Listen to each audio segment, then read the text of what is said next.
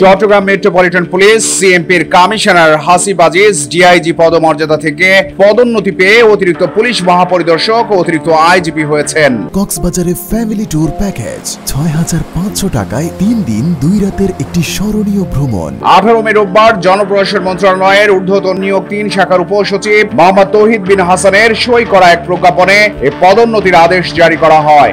একই প্রজ্ঞাপনে আরো ১১ জন ডিআইজি পদমর্যাদার কর্মকর্তাকে অতিরিক্ত আইজিপি অর্থাৎ গ্রেড ২ পদে পদোন্নতি দেওয়া হয়েছে। ২০২৪ সালের ৫ সেপ্টেম্বর সিএমপির ৩৩তম কমিশনার হিসেবে দায়িত্ব নেন ডিআইজি হাসিব আজিজ। তিনি সিআইডি ডিটেকটিভ ট্রেনিং স্কুল থেকে সিএমপিতে যোগ দেন। পুলিশ সূত্র বলছে, হাসিব আজিজ ১৯৭১ সালের ৩০ ডিসেম্বর শরীয়তপুর জেলার শফিপুর থানায় জন্মগ্রহণ করেন। তিনি ঢাকা বিশ্ববিদ্যালয় থেকে এমকম এবং যুক্তরাজ্যের হাল ইউনিভার্সিটি থেকে এমএ ২০০৫ ডিগ্রি অর্জন করেন। ১৫তম বিসিএস পুলিশ ক্যাডারের কর্মকর্তা হাসিব আজিজ ১৯৯৫ সালের ১৫ নভেম্বর বাংলাদেশ পুলিশে যোগ দেন। ২০০২ সালে তিনি চট্টগ্রাম জেলা পুলিশের অতিরিক্ত পুলিশ সুপার হিসেবে দায়িত্ব পালন করেন। তার বাবা এম এ আজিজুল হক বাংলাদেশ পুলিশের সাবেক মহাপরিদর্শক আইজিপি ছিলেন। জনপ্রশাসন মন্ত্রণালয়ের প্রজ্ঞাপনে বলা হয়েছে, সুপিরিয়র সিলেকশন বোর্ডের ৮ম মে অনুষ্ঠিত ১৫তম সভায় সুপারিশের ভিত্তিতে ১৭ মে প্রধান উপদেষ্টা ১২ কর্মকর্তার পদোন্নতি অনুমোদন করেন।